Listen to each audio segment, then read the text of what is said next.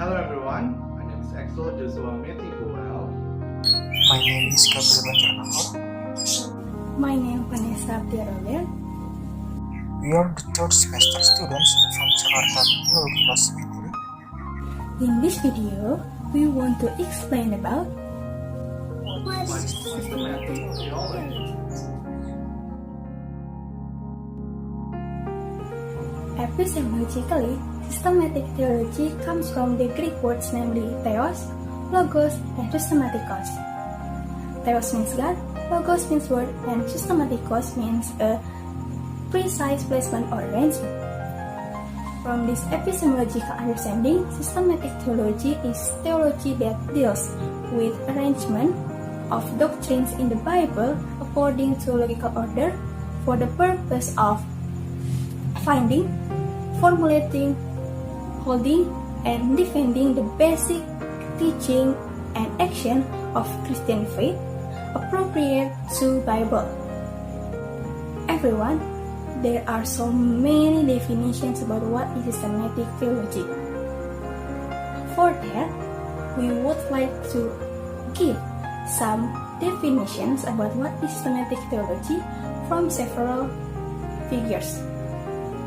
First, Paul ends in his book Moody Handbook of Theology giving a definition that systematic theology is the gathering and systematizing of truth about God from any and every source. Second, according to Miller Erickson, systematic theology is the discipline which strives to give coherent statement of the doctrines of the Christian faith based primarily upon the scriptures, placed in the context of culture in general, worded in contemporary idiom, and related to issues of life. Third, John Frame argues that systematic theology is a study that answers the question, what does the whole Bible teach us today about any given topic?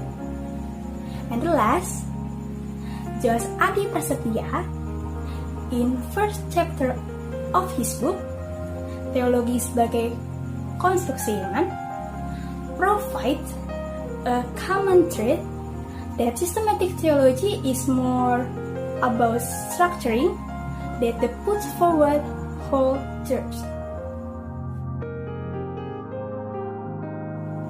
After we know the definitions about systematic theology, now we continue to the history of development of systematic theology.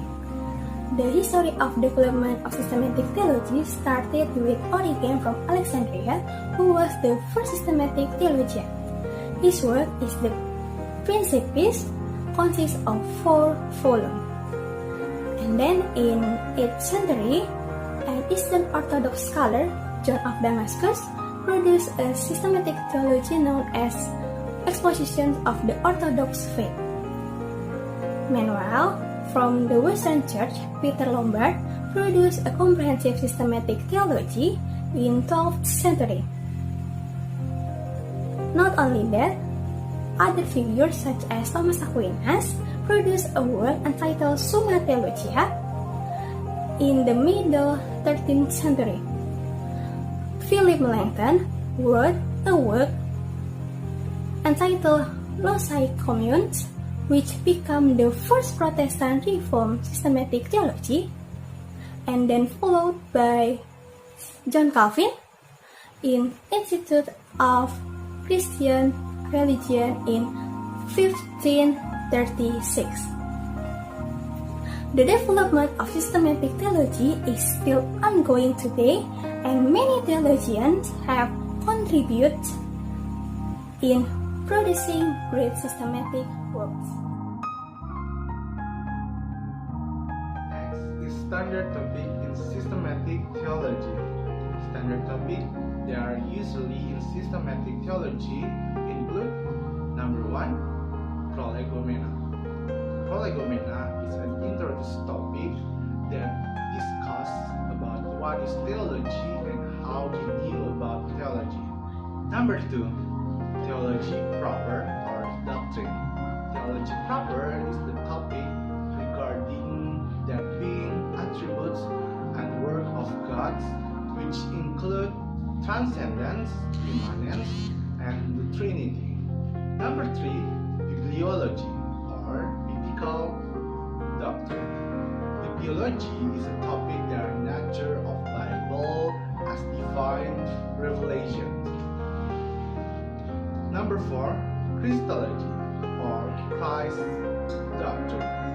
Christology is a topic about the person, word, and work of Jesus, which includes the divinity and humanity of Christ, as well as the unity of the person of Christ.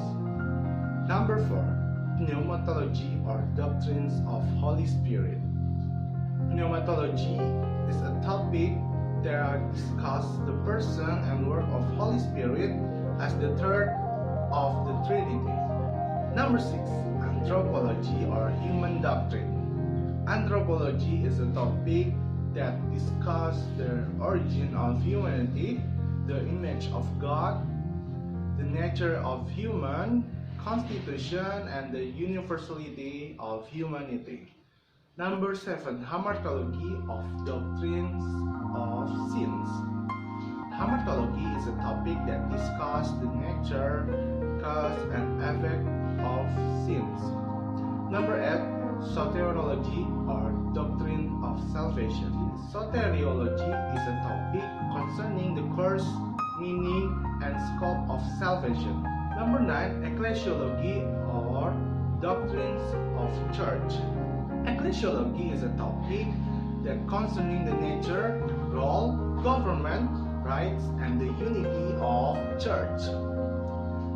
Last but not least, eschatology or doctrine of the last thing. Eschatology is a topic about ultimate or final things such as death as well as judgment. So guys, through these lucky topics, there are many arguments that emphasize proper other in the several lucky topics. However, we can see that how doctrine is treated, not the order in which different doctrines are treated. So Okay guys, so now with me we will discuss about the interrelationship between third or subject. Now we have 4 aspects according to Penner about the good systematic theology explain the interrelationship between third or subject. The first aspect is the Trinity and penal substitution. The acceptability of understanding of Christ's death as a penal substitution, which propitiates the Father crucially, depends upon a proper doctrine of the Trinity. Penal substitution becomes abhorrent and immoral if the Father and the Son are viewed as to the independent or separate agents. The second aspect is Christology and the Trinity. One cannot articulate Christ's deity correctly if one's doctrine of the Trinity underplays the unity of the Trinity, so that Christ's full deity would lead to polytheism. Similarly, if one doctrine of the Trinity so emphasizes the subordination of the Son to the Father, one's Christology is unlikely to able to do justice to Christ's deity. The third aspect is God's sovereignty in salvation and justification.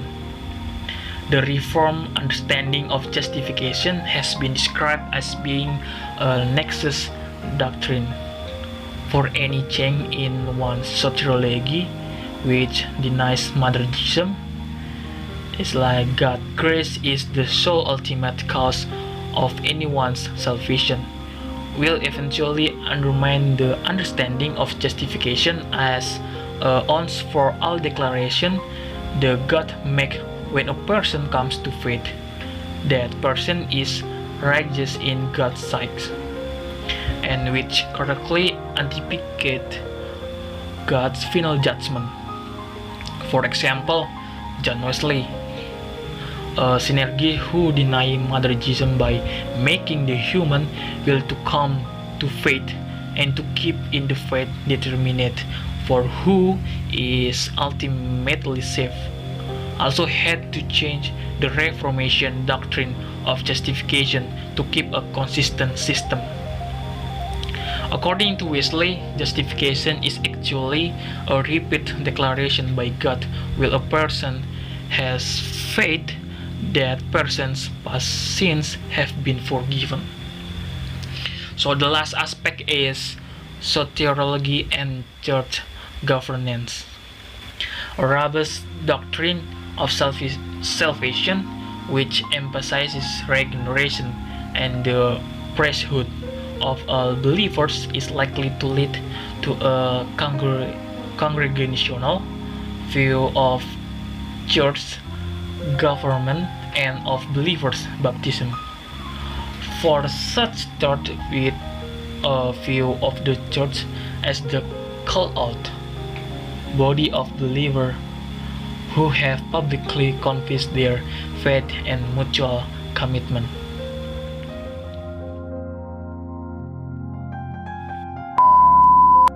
So overall, basically, systematic theology help us in the understanding a science of third which is related to the Trinity, that is Father, Son, and Holy Spirit.